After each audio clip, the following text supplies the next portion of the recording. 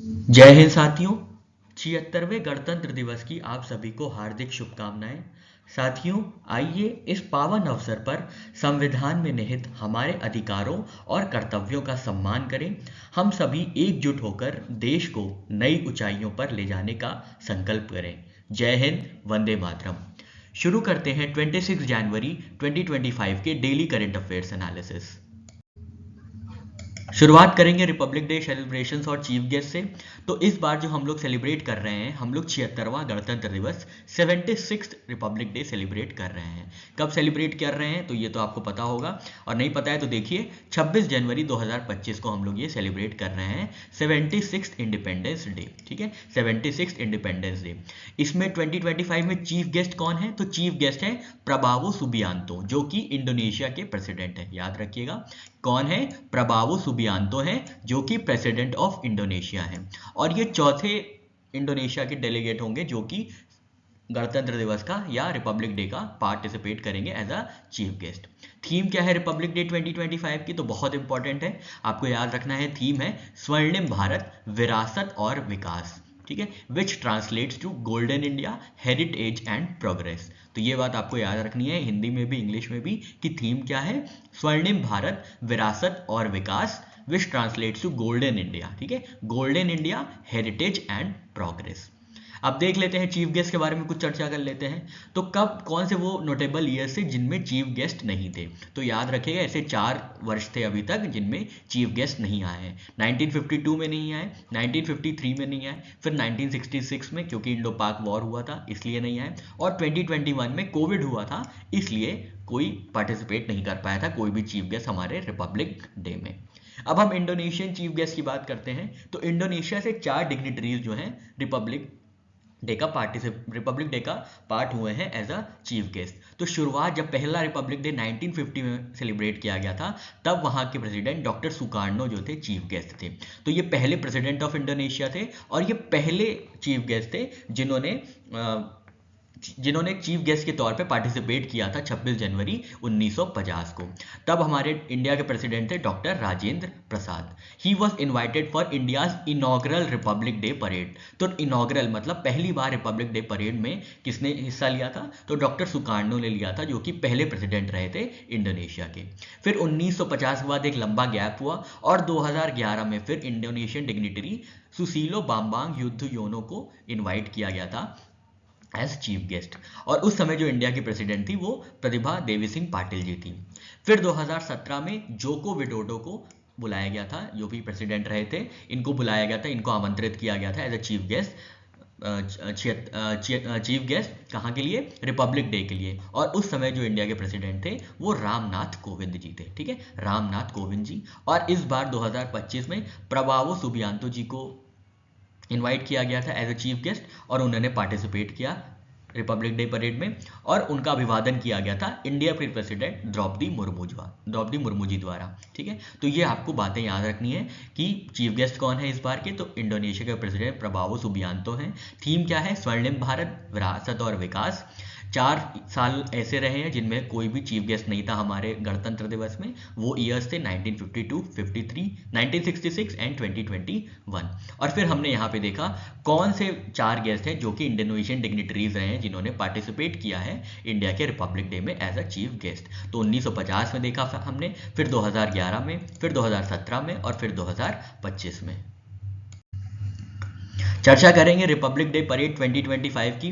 तो आपने हाल के वर्षों में देखा होगा कि कैसे आर्मी, इंडियन नेवी और इंडियन एयरफोर्स एक जॉइंटनेस और इंटीग्रेशन की तरफ बढ़ रही है। तो इसी को शोकेस करने के लिए ट्राई सर्विसेज टैब्ल्यू को शोकेस किया गया था। तो बहुत इंपॉर्टेंट है, ये पहली बार हुआ है कि इंडिया के रिपब्लिक डे परेड में ट्राई सर्विसेज टैब्ल्यू को शोकेस किया गया था। ठीक है, कहाँ पे शोकेस किया गया था? तो 76 रिपब्लिक डे परेड में इसका शोकेसिंग हुई थी। किसकी? ट्राई सर्विसेज टैब्ल्यू की। ट्राई सर्विसेज मतलब तीनों सेनाओं का टैब्ल्यू, तीनों सेनाओं के एक तरीके की झांकी निकली थी। ठीक है, इसमें थीम क्या थी? सशक्त और सुरक्षित भारत। बहुत इंपॉर्टेंट है, याद रखिएगा क्या थीम रही है? सशक्त और सुरक्षित भारत। सशक्त और सुरक्षित Bharat, that is empowered and secured India. ठीक है। ये इसका सिंबलिज्म क्या है, तो this represented jointness and integration among army, navy and Indian air force.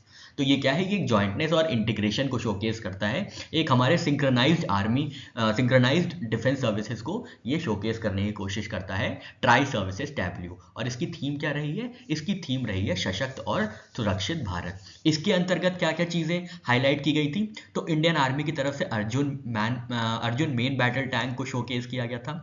Air force की तरफ से तेजस मार्क 2 फाइटर एयरक्राफ्ट को शोकेस किया गया था। साथ ही साथ आईएनएस विशाखापट्टनम इंडियन नेवी की तरफ से शोकेस किया गया था। एडवांस लाइट हेलीकॉप्टर को शोकेस किया गया था। साथ ही साथ रिमोटली पायलटेड एयरक्राफ्ट को शोकेस किया गया था। इससे क्या दिखता है, इससे ये दिखता है कि इंडिया के डिफेंस फोर्सेज अब जॉइंटनेस और इंटीग्रेशन की तरफ सशक्त तरीके से मूव कर रही हैं। फिर जो दूसरी इंपॉर्टेंट हाईलाइट थी रिपब्लिक डे परेड 2025 की, women officers leading the parade.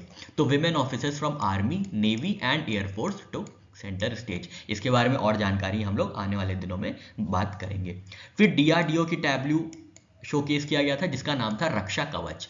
ठीक है, कंफ्यूज नहीं होइएगा रक्षा कवच से कि ये हो सकता है कि ये डिफेंस फोर्सेस का हो। तो ये डीआरडीओ का टैब्ल्यू था जिसका नाम था रक्षा कवच। इसमें क्या था, इसमें बैटल सर्वेलेंस सिस्टम था। हम लोग ने कल इसकी चर्चा की थी कल वाले करंट अफेयर्स में, जहां पे हमने आपको बताया था कि संजय जो कि बैटल सर्वेलेंस सिस्टम है इंडियन आर्मी का, जिसको डेवलप किया गया है इंडियन आर्मी और भारत इलेक्ट्रॉनिक्स लिमिटेड ने, और प्रलय जो कि कौजाई बैलिस्टिक मिसाइल है शॉर्ट रेंज की, उसको शोकेस करने के लिए प्लान किया गया था। तो ये सारी बातें हमने कल के करंट अफेयर्स में की थी। आपने नहीं देखा है तो प्लीज वहां पे आप जाके इसके कैचअप कर सकते हैं। तो यहाँ पे डीआरडीओ के टैब्ल्यू में रक्षा कवच में संजय को शोकेस किया गया था। क्या है ये इंडियन आर्मी का बैटल सर्वेलेंस सिस्टम है और इस बार की थीम थी multi layered protection against multi domain threats. Multi layered protection against multi domain threats. Next जो टैब्ल्यू था वो इंडियन कोस्ट गार्ड का था, याद रखिएगा इंडियन कोस्ट गार्ड का। इसकी लीडरशिप प्रोवाइड की गई थी by commandant Sonia Singh and commandant Sadhana Singh. ठीक है, आप यहाँ पे विमेन ऑफिसर्स के बारे में देख रहे थे, तो यहाँ पे देखिए इंडियन कोस्ट गार्ड में कमांडेंट सोनिया सिंह और कमांडेंट साधना सिंह ने इंडियन कोस्ट गार्ड टैब्ल्यू को लीड किया। और इंडियन कोस्ट गार्ड टैब्ल्यू की थीम क्या थी, स्वर्णिम भारत, हेरिटेज एंड प्रोग्रेस। ठीक है, इनकी वही थीम थी जो इंडिया की इस बार की थीम थी। फिर 61 कैवलरी रेजिमेंट का एक टैब्ल्यू शोकेस किया गया था। ये आइकॉनिक 61 कैवलरी है, the only serving horse cavalry regiment in the world. तो घुड़सवारी या घोड़ों की एकमात्र रेजिमेंट है दुनिया की जिसको बोला गया है 61 cavalry, let the mounted column adding historical grandeur. तो ये कुछ चर्चा हो गई हमारे रिपब्लिक डे परेड 2025 की। रिपब्लिक डे परेड पे हर साल गैलेंट्री अवार्ड्स दिए जाते हैं जो कि सम्मानित करता है हमारे शूरवीरों को। और ये कौन देता है, तो ये दिया जाता है, ये सम्मान दिया जाता है प्रेसिडेंट द्वारा, जो कि द्रौपदी मुर्मू जी ने इस बार दिया था 25 जनवरी 2025 को। ठीक है, टोटल अवार्ड्स कितने थे, टोटल अवार्ड्स 93 अवार्ड्स दिए गए। तो आपसे डायरेक्टली ये फिगर पूछेंगे कि गैलेंट्री अवार्ड्स कितने, गैलेंट्री अवार्ड्स इस बार के रिपब्लिक डे में अनाउंस किए गए हैं। तो 93 है, नंबर याद रखिएगा 93 है। इसमें कीर्ति चक्र है, दो लोगों को कीर्ति चक्र से सम्मानित किया गया है, 14 लोगों को शौर्य चक्र से सम्मानित किया गया है, बार टू सेना मेडल गैलेंट्री अवार्ड 1 लोग को सम्मान किया गया है, सेना मेडल 66 दिए गए हैं 66, नाव सेना मेडल 2 दिए गए हैं और वायु सेना मेडल 8 दिए गए हैं। तो ये कुल मिला के हो जाते हैं 93। पॉस्ट्यूमस अवार्ड्स उनको मिलते हैं जो अल्टीमेट सैक्रिफाइस पे करते हैं थ्रू देयर लाइफ, उनको ये पॉस्ट्यूमस अवार्ड दिया जाता है जिसको हिंदी में मरणोपरांत अवार्ड कहते हैं। यहाँ पे कीर्ति चक्र सबसे ज़्यादा इंपॉर्टेंट होते हैं, तो कीर्ति चक्र के बारे में देख लेते हैं, बाकी बहुत ज़्यादा इंपॉर्टेंट नहीं है, बाकी बस आपको ये याद रखना है कितने अवार्ड्स दिए गए हैं।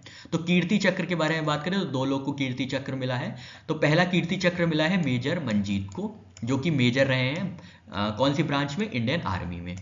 फिर कीर्ति चक्र, दूसरा कीर्ति चक्र मिला है नायक दिलवार खान, सॉरी माफ कीजिएगा, नायक दिलवार खान को मिला है। इनको पोस्टमसली मिला है, याद रखिएगा आर्मी की तरफ से इनको दिया गया है। ठीक है, तो याद रखना है नायक दिलवार खान जो है इनको पोस्टमसली मरणोपरांत की कीर्ति चक्र से सम्मानित किया गया है और ये इंडियन आर्मी के ब्रांच से आते हैं। चर्चा करेंगे रॉ जूट की, क्योंकि इसके मिनिमम सपोर्ट प्राइस को बढ़ा दिया गया है। तो याद रखना है किसके मिनिमम सपोर्ट प्राइस को बढ़ाया गया है, तो मिनिमम सपोर्ट प्राइस बढ़ाया गया है जूट को। तो 2025-26 के सीजन में कितना एमएसपी या मिनिमम सपोर्ट प्राइस इसके लिए बनाया गया है, तो 5650 पर क्विंटल जो है रॉ जूट के लिए एमएसपी डिसाइड किया गया है, ठीक है, याद रखिएगा। और ये 315 रुपये बढ़ा है फॉर 2025-26 सीजन। तो इससे पहले क्या था, 5,650 से 315 रुपये कम था। अब रिटर्न कितना मिलेगा, तो return 66.8% return overall India weighted average cost of production. Reason क्या है, वही इंसेंटिवाइज करना फार्मर्स को to invest in jute cultivation, ठीक है। Growth of MSP for jute since 2014-15, तो 10 वर्षों की बात करें तो लगभग 2.5 गुना या 2.35 टाइम्स बढ़ा है एमएसपी प्राइस किसका, रॉ जूट का। 2024-25 में मिनिमम सपोर्ट प्राइस क्या डिक्लेयर किया गया था, तो 5335 पर क्विंटल। ये 315 बढ़ा के 5650 कर दिया गया है, ठीक है। तो आपको ये फिगर्स याद रखनी है। जूट के बारे में बात करें तो इंडिया कंट्रीब्यूट करता है 70% ऑफ वर्ल्ड्स जूट आउटपुट। याद रखिएगा 70% जो पूरी दुनिया में प्रोडक्शन होता है जूट का, वो इंडिया के द्वारा होता है। 73% of jute industries are concentrated in West Bengal, ठीक है। तो वेस्ट बंगाल में 73% जूट इंडस्ट्रीज जो है इंडिया की वहां पे स्थित है। 79 out of 108 composite jute mills are located in West Bengal. तो ये बात याद रखिएगा।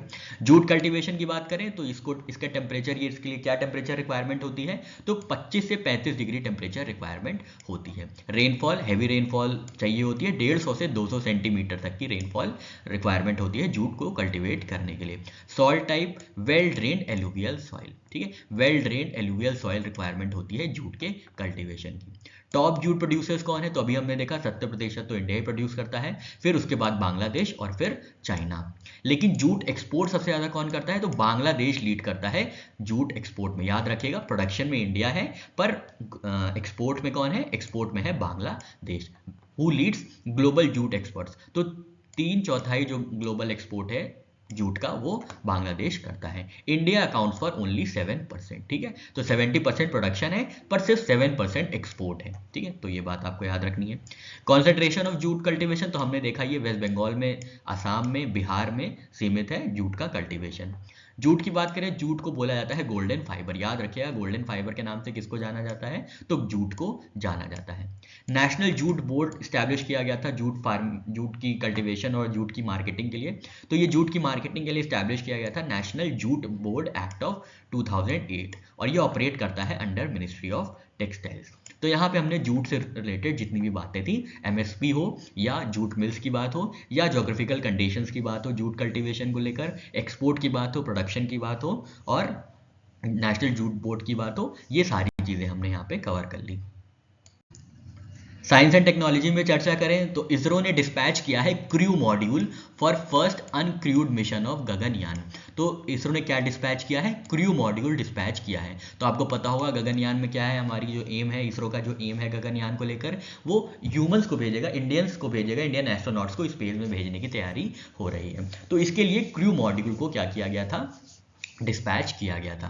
कहां से डिस्पैच किया गया है ये याद रखिएगा, Bengaluru Karnataka Liquid Propulsion System Centre to Satish Dhawan Space Centre Sriharikota Andhra Pradesh, ठीक है। कहां से डिस्पैच किया गया है क्रू मॉड्यूल, तो बैंगलोर के लिक्विड प्रोपल्शन सिस्टम सेंटर से सतीश धवन स्पेस सेंटर श्रीहरिकोटा आंध्र प्रदेश। तो इस मिशन का क्या नाम है, first uncrewed mission of Gaganyaan, ठीक है।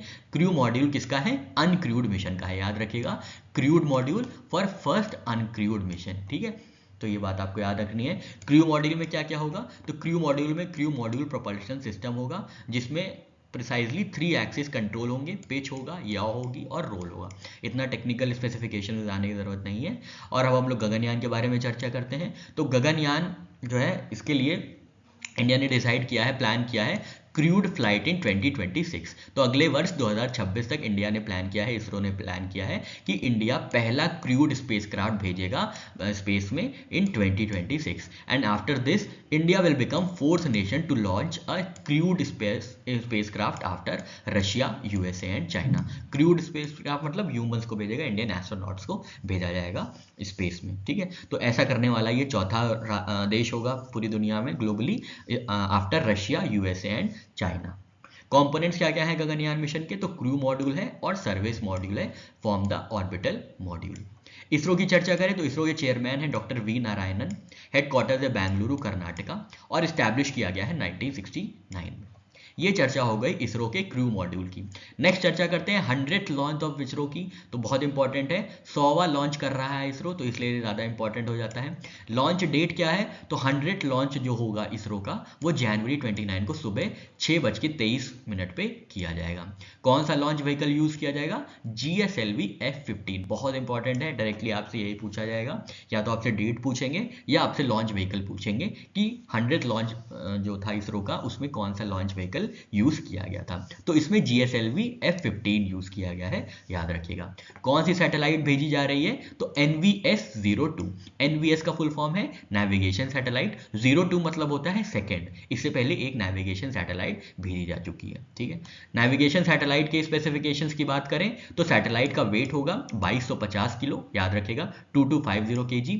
सैटेलाइट का पर्पस क्या होगा, नाम से ही समझ में आ रहा है कि नेविगेशन में हेल्प करेगी। पर ये किसका पार्ट है, तो ये पार्ट है Indian regional navigation satellite system का, जो इंडिया का इंडिजिनस GPS है, जिसको Indian regional navigation satellite system के नाम से जाना जाता है और इसको नाविक के नाम से ज़्यादा जाना जाता है। उसका ये सैटेलाइट होगी, उस नाविक सिस्टम का ये सैटेलाइट पार्ट होगा, ठीक है। तो ये बात आपको याद रखनी है। नंबर ऑफ सैटेलाइट कितनी भेजी जाएंगी, तो 5 सेकेंड जनरेशन सैटेलाइट्स भेजी जाएंगी, ठीक है। और ये जो है ये दूसरे नंबर की है, इसके बाद 3 और भेजी जाएंगी।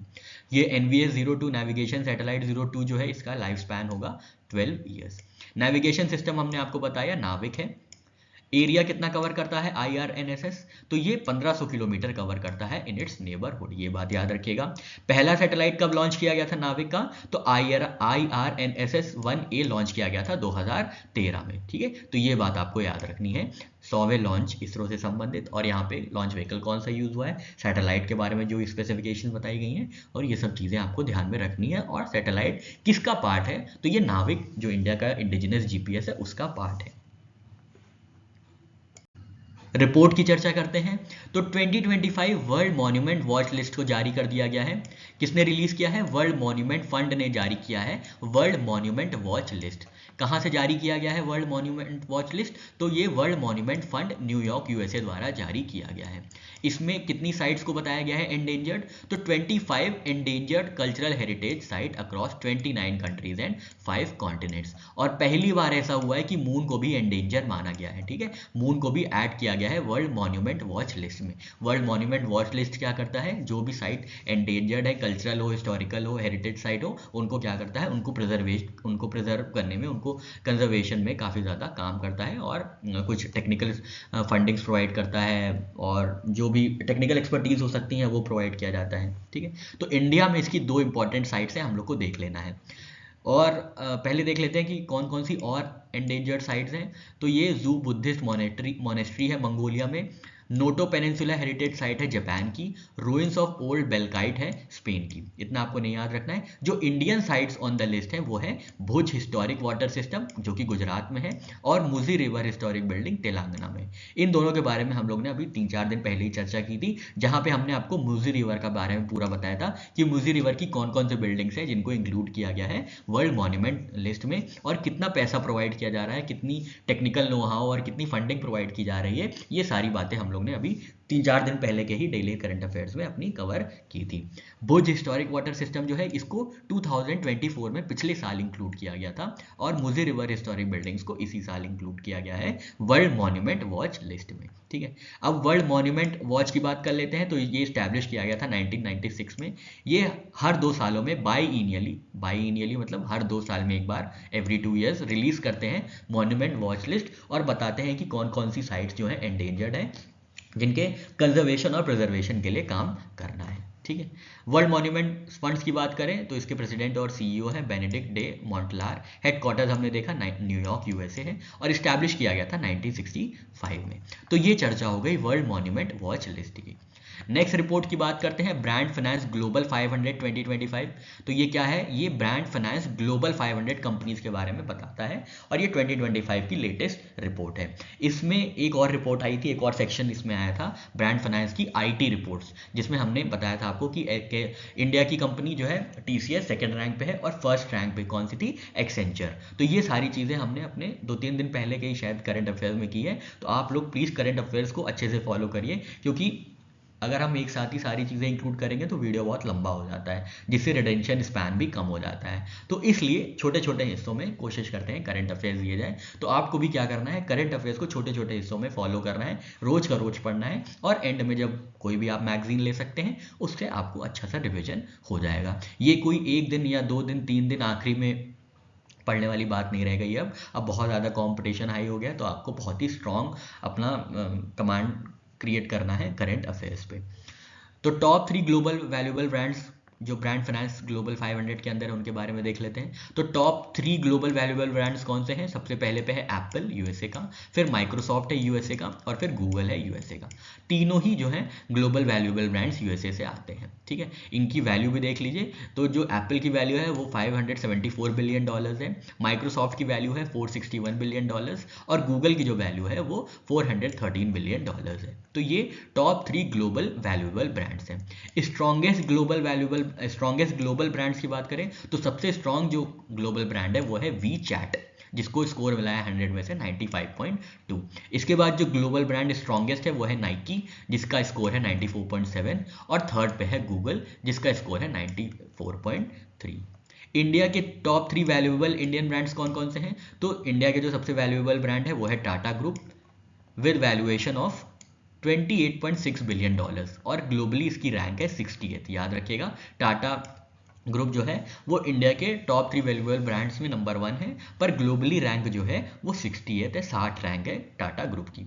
इसके बाद इन्फोसिस आता है जिसकी रैंक 132nd है, और फिर थर्ड में HDFC ग्रुप आता है जिसकी ग्लोबल रैंक 164th है। फास्टेस्ट ग्रोइंग इंडिया ब्रांड कौन सा चूज किया गया है, कौन सा सेलेक्ट किया गया है? तो नेम किया गया है फास्टेस्ट इंडियन ग्रोइंग ब्रांड, वो है LIC, ठीक है। याद रखिएगा, बहुत डायरेक्टली आपसे पूछ सकता है कि इंडिया जो कौन सा वो ब्रांड है जो कि फास्टेस्ट ग्रोइंग है as per Brand Finance Global 500। कौन सी नई एंट्रीज हुई हैं? तो HDFC ग्रुप हुआ है, SBI ग्रुप हुआ है, और ICICI ग्रुप हुआ है। ब्रांड वैल्यू बाय कंट्री तो देख लेते हैं, सबसे ज़्यादा कौन सा देश है जिसकी ब्रांड वैल्यू सबसे हाई है, या जिनकी कंपनीज की ब्रांड वैल्यू सबसे हाई है? तो ऑब्वियसली USA जो है वो लीड कर रहा है विद 193 ब्रांड्स। सेकेंड पे है China with 69 brands. Germany third पे है 27 ब्रांड्स। इंडिया कहाँ पे स्टैंड करता है? इंडिया के सिर्फ 15 ब्रांड है जो कि बहुत ही एक्सीड करते हैं, और इंडिया की 8वीं प्लेस है इस रैंक में ब्रांड वैल्यू बाय कंट्री में। ब्रांड वैल्यू बाय इंडस्ट्री की बात करें तो सबसे ज़्यादा जो बैंकिंग है उसके ब्रांड सबसे हाई हैं, फिर रिटेल 45 ब्रांड्स हैं, और फिर मीडिया 24 ब्रांड्स हैं। तो यहाँ पे हमने बहुत ही होलिस्टिक चर्चा कर ली ब्रांड फाइनेंस ग्लोबल 500 की। करंट अफेयर्स की चर्चा कर लेते हैं। तो इंडिया और साउथ अफ्रीका ने एक्सचेंज किए हैं notes for technical cooperation project. तो याद रखना है आपको, प्रोजेक्ट का टाइटल याद रखिए, strengthening vocational education and training in mechatronics in India. Mechatronics क्या होता है? Mechanical electronics. तो इसके लिए किसके साथ इंडिया ने पार्टनरशिप की है? तो साउथ कोरिया के साथ की है। याद रखिएगा, साउथ कोरिया के साथ टेक्निकल कोऑपरेशन प्रोजेक्ट का क्या नाम है? Strengthening vocational education and training in mechatronics in India. ये पार्टनरशिप फॉर्म हुई है इंडिया और साउथ कोरिया के बीच। सिग्नेटरीज कौन कौन रहे हैं? तो मनीषा सिन्हा जी जो कि एडिशनल सेक्रेटरी हैं department of economic affairs, ministry of finance India में, और साउथ अफ्रीका की तरफ से जो सिग्नेटरी हैं वो हैं HE ली सियांग हो। प्रोजेक्ट का ड्यूरेशन क्या होगा? तो 2 साल के लिए प्रोजेक्ट को चलाया जाएगा, रन किया जाएगा। लोकेशन क्या है, कहाँ पे ये इंप्लीमेंट किया जाएगा? तो regional Institute of Education Bhopal में इसका इंप्लीमेंटेशन किया जाएगा, मध्य प्रदेश इंडिया में। ये बहुत इंपॉर्टेंट पॉइंट है, याद रखिएगा, Regional Institute of Education Bhopal Madhya Pradesh में इंप्लीमेंटेशन सेंटर होगा। प्रोजेक्ट गोल्स क्या हैं? तो वोकेशनल एजुकेशन को एनहांस करना related to mechatronics in India, curriculum को डेवलप करना, टेक्स्ट बुक्स को डेवलप करना, टीचर मैनुअल्स को डेवलप करना, साथ ही साथ नेसेसरी इक्विपमेंट्स क्या रिक्वायरमेंट है उनके बारे में चर्चा करना, और फ्रेमवर्क डेवलप करना for vocational education in mechatronics. तो ये चर्चा हो गई इंडिया और साउथ कोरिया के टेक्निकल कोऑपरेशन प्रोजेक्ट की। नेक्स्ट चर्चा करते हैं डोनाल्ड ट्रंप के ऑर्डर की। तो जैसे ही डोनाल्ड ट्रंप ने प्रेसिडेंट बने, जैसे ही उन्होंने धड़ल्ले से बहुत ढेर सारे एग्जीक्यूटिव ऑर्डर्स पास किए थे। तो जैसे हम लोग ने देखा था जिस दिन 20 या 21 जनवरी को जिस दिन उनकी शपथ समारोह था, उसके बाद उन्होंने एग्जीक्यूटिव ऑर्डर्स पास किए थे। जैसे उन्होंने गल्फ ऑफ मेक्सिको को गल्फ ऑफ अमेरिका बोल दिया, बोला कि डेनमार्क हम ले लेंगे, सॉरी ग्रीनलैंड हम ले लेंगे, फिर माउंट डेनाली जो था उसको माउंट मैकिनले के नाम रख दिया। तो कई चीज़ें उन्होंने की, और उनमें से एक चीज़ ये थी कि उन्होंने बर्थ राइट सिटीजनशिप ऑर्डर को भी क्या किया, अमेंड करने की बात करी या उसको अनकॉन्स्टिट्यूशनल बता दिया। ठीक है, तो ये जारी कर दिया एग्जीक्यूटिव ऑर्डर कि जो बर्थ राइट सिटीजनशिप ऑर्डर है उसको क्या किया गया है, उसको रीड डाउन कर दिया गया है, उसको एनल कर दिया गया है, कैंसिल कर दिया गया है। ठीक है, अब ये क्या था बर्थ राइट सिटीजनशिप ऑर्डर, इसके हिसाब से जो भी पेरेंट्स हैं यूएस में, चाहे वो लीगल हो चाहे इलीगल तरीके से हो, पर अगर वो किसी बच्चे को जन्म देते हैं तो वो क्या कहलाएगा, वो यूएस सिटीजन कहलाएगा। ठीक है, यूएस सिटीजन कहलाएगा। इसका जिक्र था 14th अमेंडमेंट में। तो ये कॉन्स्टिट्यूशनली सपोर्टेड डॉक्ट्रिन है कि क्या है कि जो भी कोई भी पेरेंट है, अगर वो इलीगल माइग्रेंट भी है या लीगल माइग्रेंट है या कोई भी उनका कैसा भी स्टेटस है वहाँ पे, और उन्होंने बच्चे को जन्म दिया, तो वो बच्चा क्या कहलाएगा, वो बच्चा कहलाएगा यूएस का सिटीजन। ठीक है, यूएस का सिटीजन। तो ये अब डोनाल्ड ट्रंप साहब को ये बात अच्छी नहीं लगी, उन्होंने एग्जीक्यूटिव ऑर्डर जारी कर दिया कि इसका अब कोई भी ये वैध नहीं है, ये लीगल नहीं है, और इसको एनल किया जाता है, इसको कैंसिल किया जाता है। तो उसी के एग्जीक्यूटिव ऑर्डर के बेस में एक जज ने रूलिंग की है, जो कि सिएटल बेस्ड फेडरल जज हैं, जिन्होंने ब्लॉक कर दिया है डोनाल्ड ट्रंप के एग्जीक्यूटिव ऑर्डर को, कॉलिंग इट ब्लेटेंटली अनकॉन्स्टिट्यूशनल। ठीक है, birthright citizenship in USA क्या है, birthright citizenship grant citizenship to nearly everyone born on US soil regardless of parents legal status based on 14th amendment. ठीक है, तो जो भी यूनाइटेड स्टेट्स की मिट्टी पे जन्मा है वो क्या है, यूनाइटेड स्टेट्स का सिटीजन है, regardless of parents legal status. Parent का लीगल स्टेटस क्या है इससे मैटर नहीं करता है, लेकिन वहाँ पे अगर यूएस के सॉइल में, यूएस के मिट्टी में कोई जन्म लेता है, यूएस की धरती पे कोई जन्म लेता है, तो वो यूएस का सिटीजन कहलाएगा।